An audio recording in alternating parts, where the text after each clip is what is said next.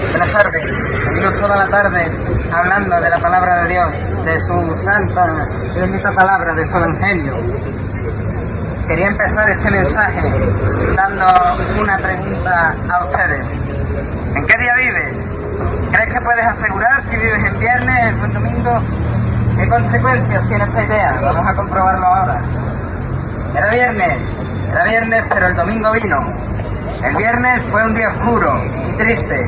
María, la madre de Jesús, junto con Juan y las discípulas, lloraban la muerte de su amado hijo y maestro. Pedro y los otros 8 discípulos estaban escondidos, temerosos de ser capturados por las autoridades religiosas. Judas, quien había traicionado a Jesús, se sintió tan culpable que decidió quitarse la vida.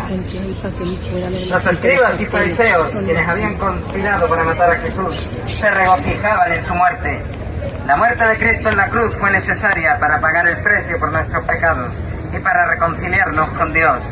Como dice Pablo a los romanos, porque la paga del pecado es muerte, pero la dádiva de Dios es vida eterna en Cristo Jesús, Señor nuestro. En este versículo el apóstol Pablo resalta la consecuencia del pecado, que es la muerte, pero también enfatiza el regalo de Dios, que es la vida eterna a través de Jesús. La muerte de Jesús en la cruz pagó el precio por nuestros pecados y nos ofrece la oportunidad de tener vida eterna mediante la fe en Él. El viernes se hizo evidente el precio que se pagó por nuestros pecados, y aunque no lo creas, ya los salmistas se suscribirán a una idea básica de la actual identidad humana. Salmo 14, verso 3 dice: todos se desviaron, aún se han corrompido, no hay quien haga lo bueno, no hay ni siquiera uno. Este versículo del Salmo muestra la realidad del pecado en la humanidad. Todos hemos pecado y nos hemos alejado de Dios. No hay nadie que por sí mismo pueda hacer lo bueno y ser justificado ante Dios. Por eso necesitamos la redención que Jesús nos ofrece. Así como los salmistas, el mismo profeta Isaías escribió en base a su experiencia tras una visión del 3 veces santo Dios. Entonces dije: ay de mí, que soy hombre muerto, porque siendo hombre inmundo de labios han visto mis ojos al Rey, Jehová de los ejércitos.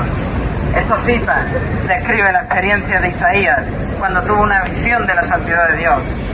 Al ver la pureza y la santidad de Dios, Isaías se dio cuenta de su propia impureza y pecado. Esto demuestra la necesidad de purificación y perdón que solo puede venir de Dios. Isaías experimentó una purificación de sus labios impuros cuando un serafín tocó sus labios con un carbón encendido. Esto simboliza la purificación de su pecado y la preparación para el servicio a Dios. De manera similar, la sangre de Jesús derramada en la cruz nos purifica de nuestros pecados y nos capacita para vivir una vida santa y servir a Dios.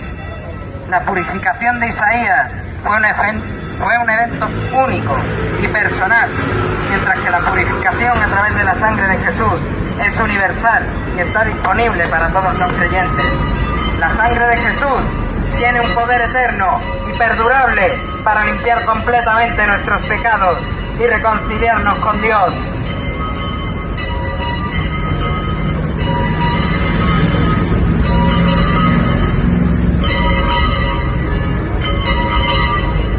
Pilato, al haberse lavado las manos, pensó que ya había terminado con este problema entre Cristo y los religiosos judíos.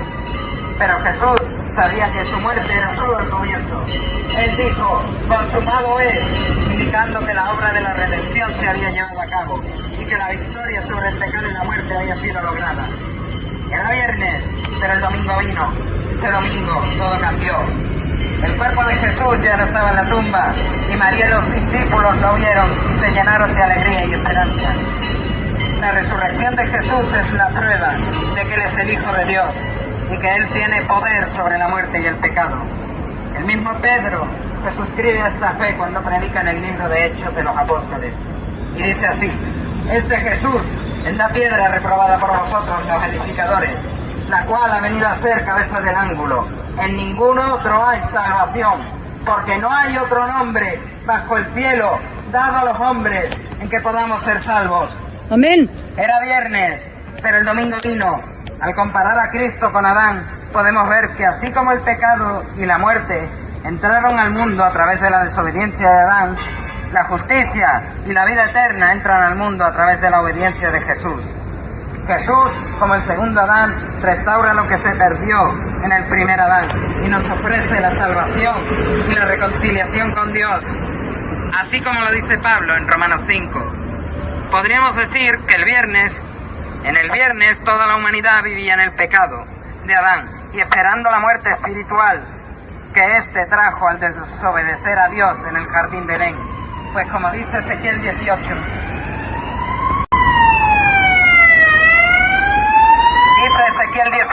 el alma que pecare, ésta morirá.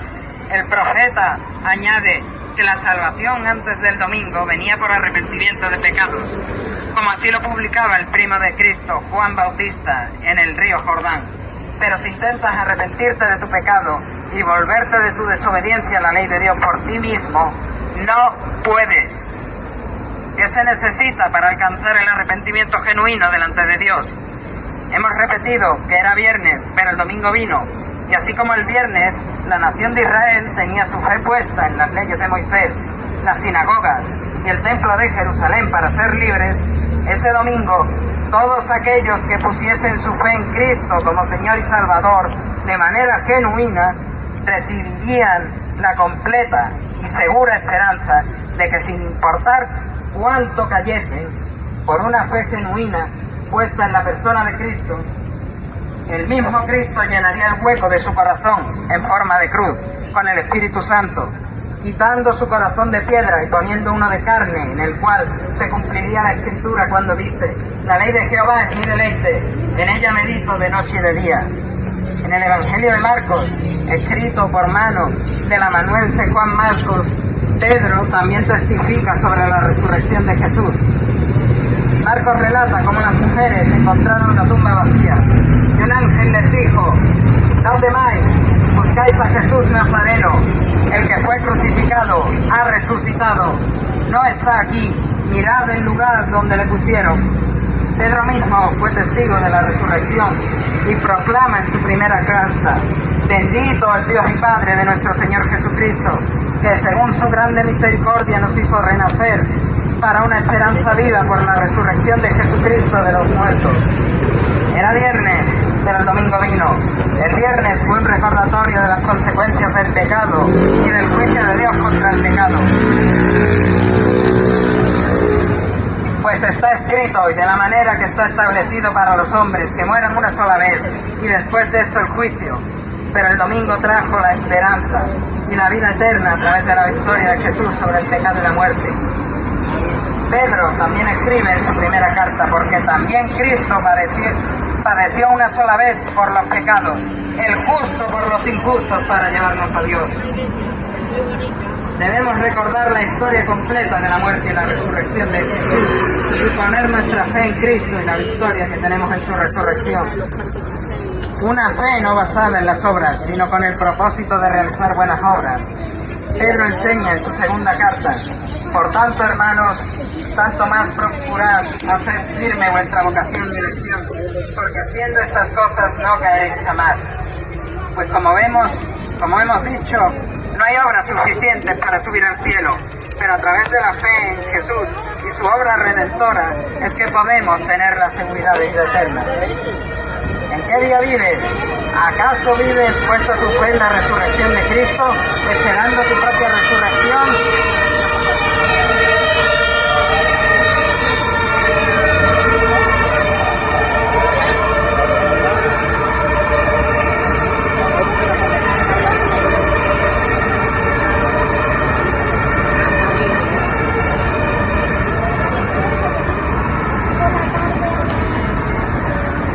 ¿Acaso vives puesta tu fe en la resurrección de Cristo, esperando tu propia resurrección para vida eterna? ¿O será que vives en el viernes, donde aún el pecado y la muerte podrían haber tenido poder sobre ti? Pedro nos exhorta en su segunda carta a vivir en santidad y preparación para la venida del Señor. Dice así el apóstol Pedro: pero nosotros esperamos, según sus promesas, cielos nuevos y tierra nueva, en los cuales mora la justicia, por lo cual, oh amados, estando en espera de estas cosas, procurad con diligencia ser hallados por Él sin mancha e irreprensibles en paz. Escuchen claramente lo que Cipriano Cipriano de Cartago decía de este tipo de mensajes. Cipriano, allá en el siglo III, decía lo siguiente: extra iglesia nulla salus, lo cual significa, fuera de la iglesia no hay salvación. ¿Qué se quiere decir con esto de que fuera de la iglesia no hay salvación? En Mateo 16, Jesús pregunta a Pedro y a los discípulos quién era él. Pedro, el discípulo impulsivo, dijo las siguientes palabras: tú eres el Cristo, el Hijo del Dios viviente. A lo que Cristo le dice a Pedro: bienaventurado eres, Simón, hijo de Jonás, porque esto no te lo reveló carne ni sangre, sino mi Padre que está en los cielos. Porque esto no te lo reveló carne ni sangre, sino mi Padre que está en los cielos. Y sobre esta roca edificaré mi iglesia, y las puertas del Hades no prevalecerán contra ella. Vemos pues cómo la iglesia se funda en la confesión de Pedro, de que Jesús era el Cristo, es decir, el Masías judío, el rey mesiánico del que hablan los profetas. Incluso el apóstol Pablo, en su primera carta a los Corintios, en el capítulo 12, a partir del versículo 12, explica cómo la iglesia es el cuerpo de Cristo, el cual, según Pablo dice, porque por un solo espíritu fuimos todos bautizados en un cuerpo, sean judíos o griegos, sean esclavos o libres, y a todos se nos dio a beber de un mismo espíritu. Por tanto, el hecho de que fuera de la iglesia no hay salvación significa que fuera de la declaración de que Jesús es el Cristo y que los creyentes reciben el Espíritu Santo, no hay salvación. Es decir, para ser salvos debemos de creer que Jesús es el Cristo y recibir al Espíritu Santo de Dios. Si no recibes al Espíritu Santo, no podrás restaurar la imagen de Dios destruida por la caída en Génesis 3, donde el pecado y la muerte fue que entró al mundo. De hecho, el Señor Jesús nos muestra en el capítulo 4 de Mateo cómo se ve a alguien con la imagen de Dios perfecta y lleno del Espíritu Santo.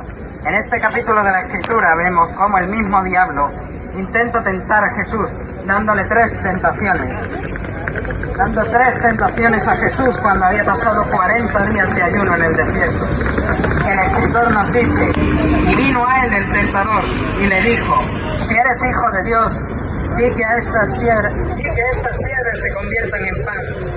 También dice: entonces el diablo le llevó a la santa ciudad y le puso sobre el pináculo del templo y le dijo: si eres hijo de Dios, échate abajo, porque escrito está: a sus ángeles mandará cerca de ti, y en sus manos te sostendrán para que no tropieces con tu pie en piedra.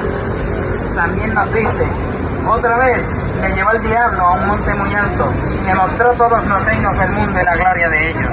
Le dijo: todo esto te daré si mostrado me adorares.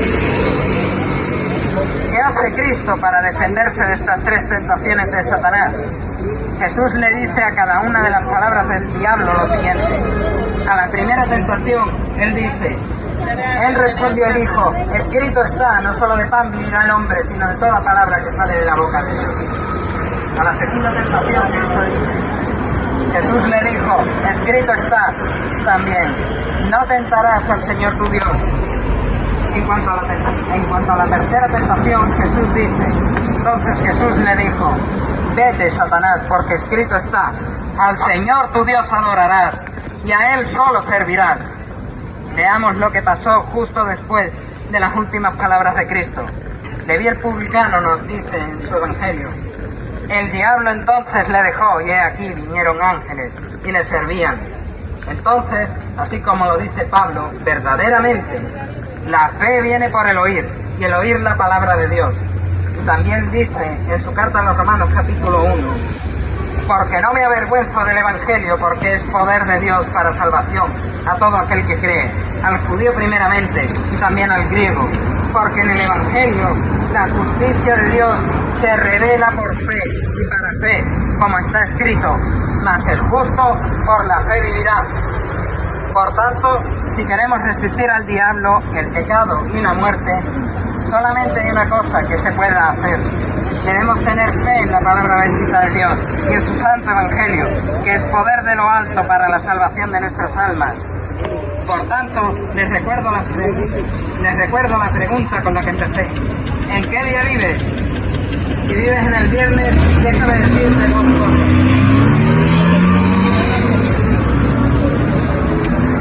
Si vives en el viernes, déjame decirte dos cosas. Tus pecados te llevarán al infierno cuando te mueras, aunque creas que existe un Dios o que no eres tan malo. Y la segunda cosa que quiero decirles es que Cristo vino una primera vez como Cordero de Dios para quitar el pecado del mundo, pero vendrá una segunda vez como León para juzgar. Pero si crees que vives en el domingo, déjame que te lance dos preguntas. La primera pregunta es esta: ¿has hallado en Cristo plena salvación y vida eterna en el cielo por la sangre que Cristo vertió? La segunda pregunta es la siguiente: ¿te arrepientes y crees? ¿Qué quiero decir con arrepentirse y creer? El arrepentimiento sincero de tus pecados no es el remordimiento de sé que mi pecado está mal, sino el luchar junto a Dios para dejar tu pecado atrás, y el creer en Cristo como Señor de tu vida y el Salvador de tu alma.